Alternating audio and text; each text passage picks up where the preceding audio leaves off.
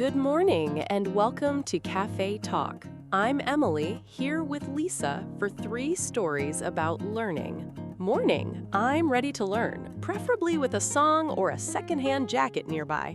Today is August 6th. We begin with Petal, move to company results, and end with resale skills. Music, money, and a jacket photo. I have opinions before we have even started. Good, because today's stories invite opinions without asking us to pretend that an opinion is a fact. A valuable rule for breakfast, group chats, and every comment section on the internet. Today's keyword is hands-on. Hands-on describes learning by doing something practical yourself. Like learning how to set a price by actually selling an item, not only by reading a chapter about prices.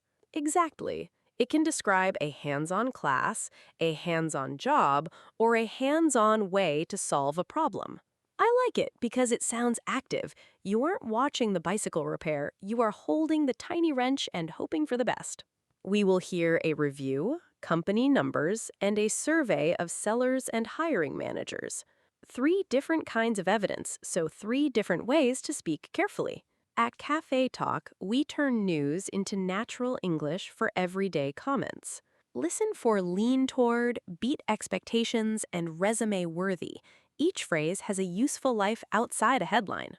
If you enjoy learning with us, please subscribe and make Cafe Talk part of your daily routine. We bring the stories, you bring curiosity and a safe snack. Let us begin with an album review that hears strength in a quieter sound. Then we'll ask what company numbers can tell us before visiting online resale. Our first story is a review of Ariana Grande's Petal, described as her 8th studio album.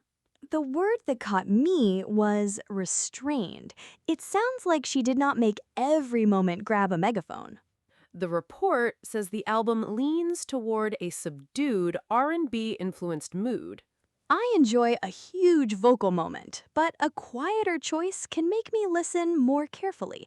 It leaves space around the voice. That is a personal reaction, not a claim that every listener will agree. Thank you. My playlist is influential in my apartment, but it doesn't speak for the whole planet.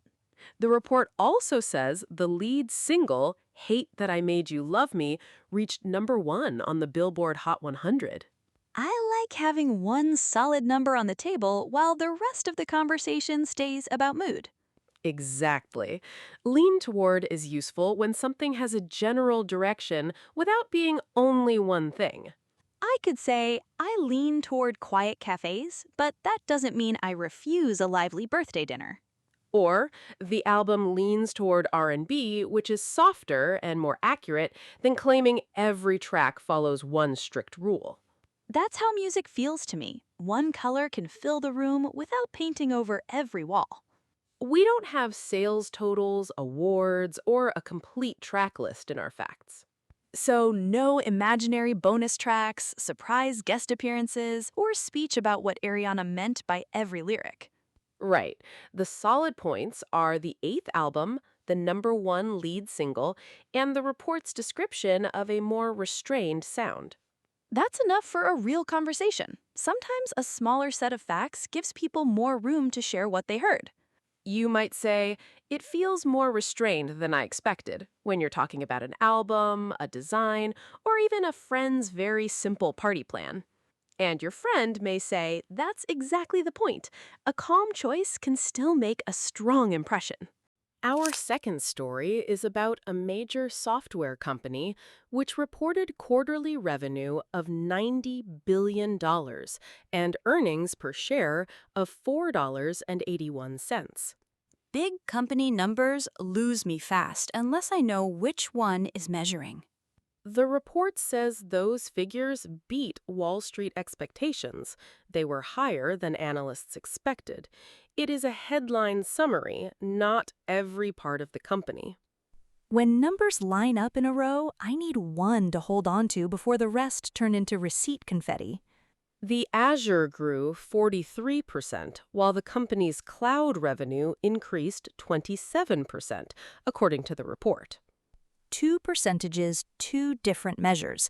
That's a good reminder not to blend every cloud-related number into one giant bowl of alphabet soup.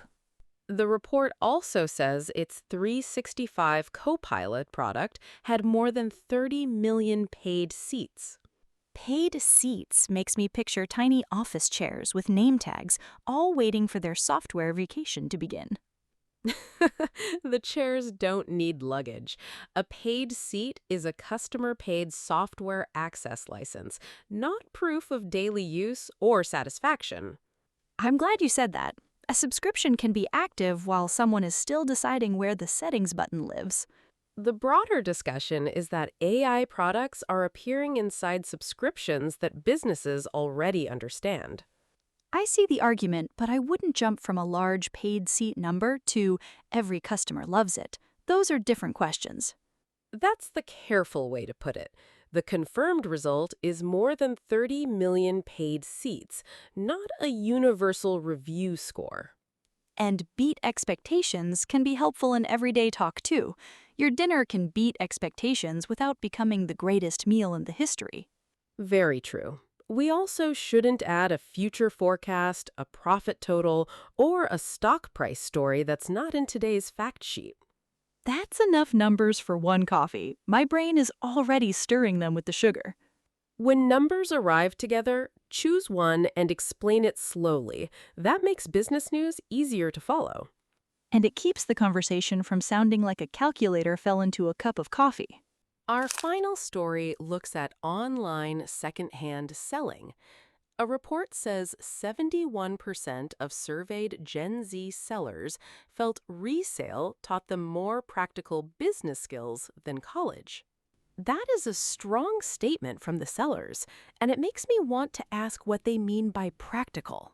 The report names pricing, customer service, and curation as skills that sellers can practice.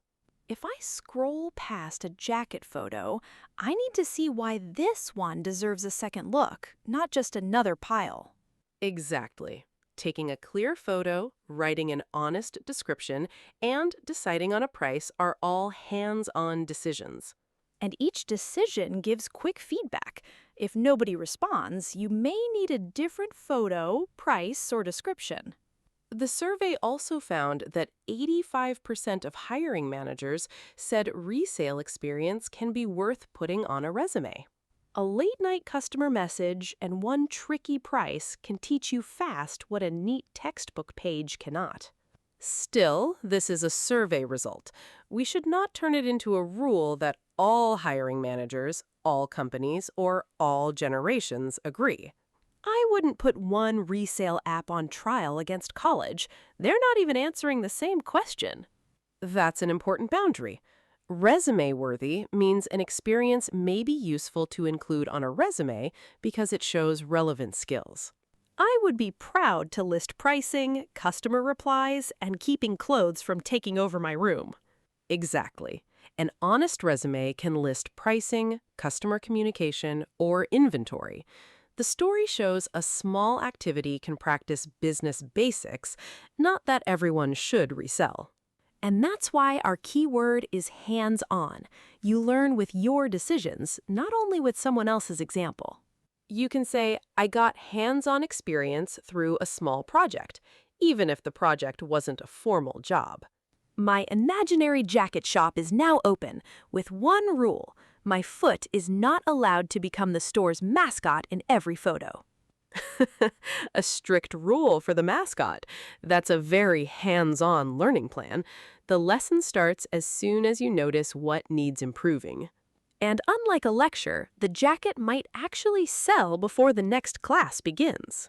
Today we heard a restrained new musical mood, strong Microsoft results, and a survey about online resale as hands-on practice.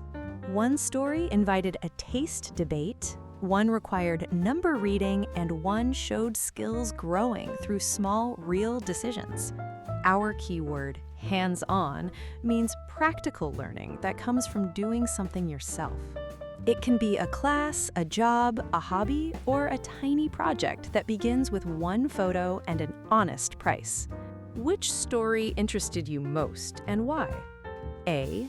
Petal, B. Company results. C. Resale skills.